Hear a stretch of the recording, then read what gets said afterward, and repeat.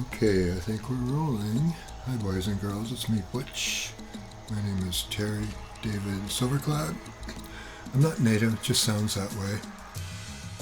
Today is Monday the 17th of March 2025, and I've been trying to get my gear to cooperate with each other, getting the cams and the mics. Hope it's working. So what I'm going to do is I'm going to push me over here, I hope, maybe, possibly. And with any luck at all, you're seeing me and hearing me, and there's some music, maybe, possibly. So I'm going to do this for a bit. I'm just testing out the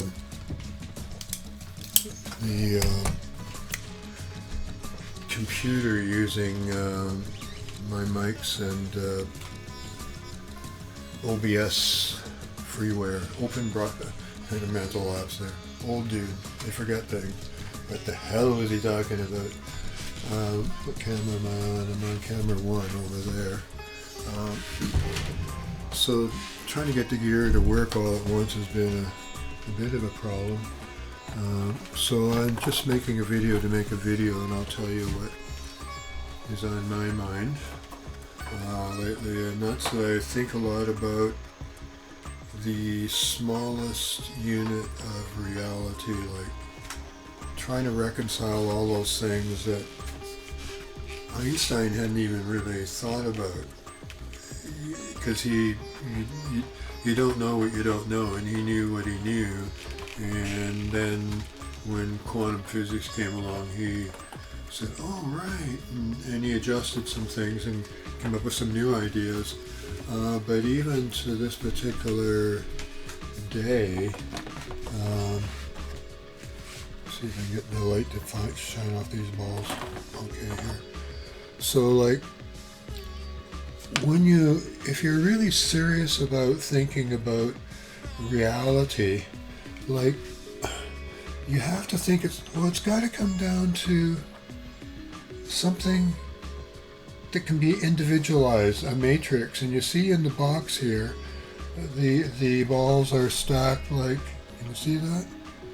They're stacked like really side by each, top to bottom, and not with a ball like in between each one. And that's because, I'm sure mathematicians already know this, that's the most efficient way to pack as many balls as possible into a box.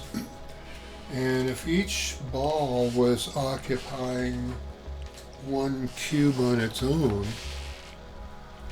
like here there's a bunch of them, and see, like they're all side by each and above each other. What's convenient about that is if you look at the center ones here, if they're all, the ones above each other and below each other, are all spinning the same way, that means the ones on both sides are spinning the other way. But as soon as you start putting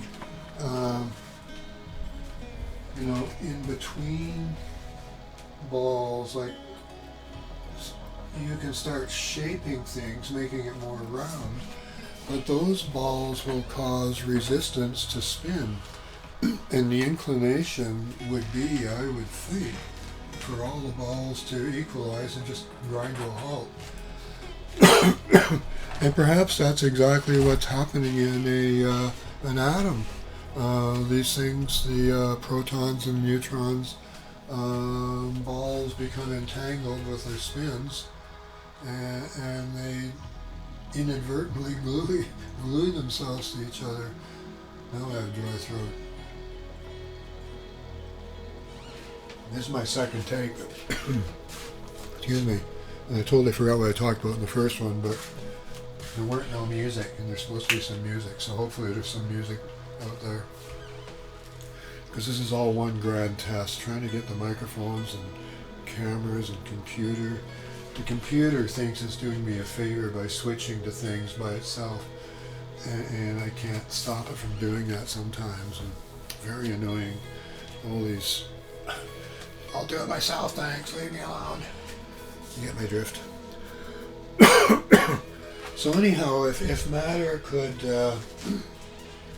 shrink itself down to the absolute smallest of the, where are we here? Let's go over here. So the, you know, like the smallest of the small. Isn't that psychedelic? You like that? That's pretty cool, isn't it? Wow. I like that. That's psychedelic. But if it could shrink down to the smallest and be like those balls in the box, wherever I put them here, the best arrangement would be bottom to each and side to each, and that's what Butch has been thinking about, and also the relationships. The balls, in relation to the cube in which they would fit, occupy 52% of the space. So the in-between space is not quite enough to stick. It would cause all kinds of other issues by putting balls in there. So the universe, if the universe could grind to an absolute halt, that's probably what it would be. So where am I at here? I have to watch my video because it's going to come to an end, and I want to make it come to an end with the what you call it here. Let's just go back a little bit there. Sorry about that. Where am I? There I am. And you can't see what I'm doing here. I'm playing with you.